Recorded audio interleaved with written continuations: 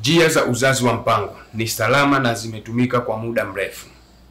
Kuna vidonge, sindano na hata mbinu za kudumu.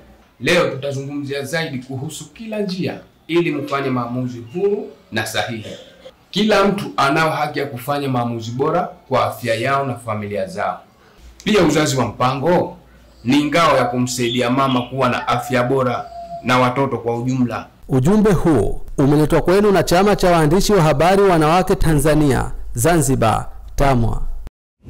Mkuu wa mkoa wa Mjini Magharibi, Idrisa Kitwana Mustafa, amewataka vijana kuepuka watu wanaoweza kuwapotosha kuhusu asili ya muungano wa Tanganyika na Zanzibar ili waweze kuielewa historia yake ipasavyo na kuilinda nchi yao kwa uzalendo. Ameyasema hayo wakati wa shamra za maadhimisho ya miaka 61 muungano wa Tanzania katika skuli ya sekondari Tumekuja, mkoa wa Mjini Magharibi. Vijana, nazungumza na nyinyi zaidi. Muungano kwetu ni tunu yetu, tuulinde, tuutunze. Lakini huu uhuru ambao nimeusema wa kwenda katika kila eneo, huna cheo, ni mtu wa kawaida tu, watu unakata pole. Tena Mwenyezi Mungu alivyotujalia, si wa Zanzibar, kila nchi unayokwenda tupo sote tu. Halafu sisi ndio wa kwanza kukataa muungano wakati sisi wenyewe tunanufaika. Vijana, mkeni, muungano huu ni kwa maslahi yenu, ni kwa maslahi ya vizazi vyenu. Naye mkuu wa wilaya Mjini, Hamid Seif Saidi, amesema muungano una umuhimu mkubwa kwa taifa, hivyo ni vyema wananchi wakapatiwa elimu kuhusu muungano huo ili vizazi vijavyo viweze kuielewa historia ya nchi kwa haraka. Moja katika faida ni kwamba kwanza wa Tanzania, kama Mtanzania unataka kumjua kwa Kiswahili, Mheshimiwa. Kwa hivyo Kiswahili kimeweza kutuunganisha wa Tanzania. Kwa hivyo Mheshimiwa, kwa kweli sisi tunawashukuru sana na tunaombea dua sana hayati Mwalimu Nyerere na marehemu Sheikh Abeid Amani Karume kwa kuweza kufanya kitu ambacho cha kizalendo, ambapo mpaka sasa wa Tanzania pande zote mbili za muungano tunausherekea, na kwa njia zozote Mheshimiwa tuko tayari kusimamia na hatutouachia. Mheshimiwa, kama unavyofahamu, ni heshima kubwa sana kuona na viongozi wetu wakuu, tukianzia na wale wawili, jinsi wanavyoisimamia hii tunu ya muungano. Kwa hivyo wananchi na wanafunzi wetu, unyote mlokuwepo, mchukue dhima na nyinyi mkiondoka hapa siku ya leo ibaki katika Microsoft memory huko. Muichukue hiyo, mwende mkafanye nini? Vizazi na vizazi na vizazi vinavyokuja mwende mkaambia. Kwa upande wake, Sheha wa Shehia Kilimahewa Juu, ndugu Daudi Omar, amesema muungano wa Tanganyika na Zanzibar ni baraka kwa viongozi wa nchi, huku akibainisha kuwa faida kubwa ya muungano huo ni uwezo wa kukubaliana kwa masuala mbalimbali, hasa kwa vijana wanaojifunza uongozi na uzalendo. Muungano huu umetiwa baraka na Mheshimiwa Karume na Mheshimiwa Mwalimu Nyerere. Watu hawa mimi nasema wamekoti tutasema kwa Mwenyezi Mungu mwenyewe muungano huu ambao ndio tulinda, ambaye yeye ndio anojua tuna safari gani, tutafika wapi.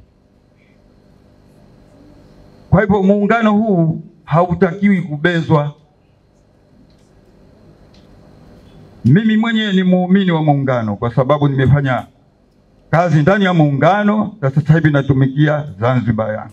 Tunakubaliana lolote lile la kulipanga na tukenda.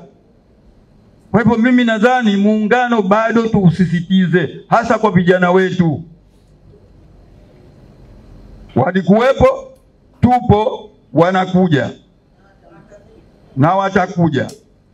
Sasa leo tukiufanyia masiara muungano, mimi nadhani ni chombo ambacho sasa hivi tuko katikati. Kuna watu wanatuhusudu, Ulaya wanatuhusudu sisi. Si masiara kuvunjika muungano huu. Mimi nasema hauvunjiki maisha. Mimi naamini tutafika. Maadhimisho ya miaka 61 ya muungano wa Tanganyika na Zanzibar yanaendelea kuwakumbusha Watanzania umuhimu wa kudumisha mshikamano, kuenzi historia ya taifa na kuwapa vijana nafasi ya kushiriki kikamilifu katika kulinda na kuendeleza tunu ya taifa. Madina Omar, ASAM Online TV. Hebu tulia. Ha? Mtakuja halafu mie huko. Fanya hatu haribu kazi za watu au wale ya. Ah. Hello. Kajara.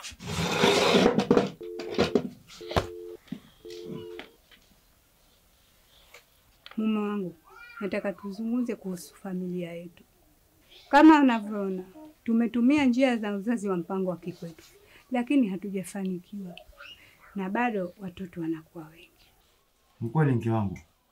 Maana hata mimi mwenyewe majukumu yangu nashindwa kuyahimili. Humu ndani muna mambo yanitaka, huko nje kuna riziki nayo atakatafutwa. Tunahitaji kufikiria mustakbal wa afya bora kwa ajili yangu na hawa watoto. Na hilo halitowezekana ikiwa kila siku mwangu twazaa. Mimi naona kuna haja ya kwenda kituo cha afya, tuwapate ushauri wa daktari kuhusu uzazi wa mpango wa kisasa. Au waseme.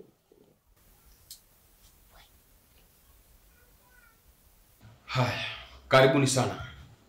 Leo tutazungumzia uzazi wa mpango na njia bora za kupanga familia. Dokta, siku zote nilikuwa nikijiuliza kuhusu njia bora za uzazi wa mpango, lakini naona tunahitaji mabadiliko. Hata mimi nilikuwa najiuliza sana kuhusu hizi njia za uzazi wa mpango. Kwetu si zina usalama, hazina madhara. Mtu asije kuja kesho kwa buko usoni. Njia za uzazi wa mpango ni salama na zimetumika kwa muda mrefu. Kuna vidonge, sindano na hata mbinu za kudumu. Leo tutazungumzia zaidi kuhusu kila njia ili mfanye maamuzi huru na sahihi. Kila mtu anao haki ya kufanya maamuzi bora kwa afya yao na familia zao. Pia uzazi wa mpango ni ngao ya kumsaidia mama kuwa na afya bora na watoto kwa ujumla. Kwa mfano, huyu akipangilia uzazi, tayari kwanza atapata muda wa kupumzika, afya bora itapatikana na watoto watakuwa kwa ustadi. Daktari, sasa sisi tunafurahi. Na twafurahi kwa sababu kuanzia sasa tuna uwezo wa kuipanga familia yetu na kuhakikisha twapata nafasi ya kulea kila mtoto kwa upendo na elimu. Ujumbe huu umeletwa kwenu na Chama cha Waandishi wa Habari Wanawake Tanzania, Zanzibar, TAMWA.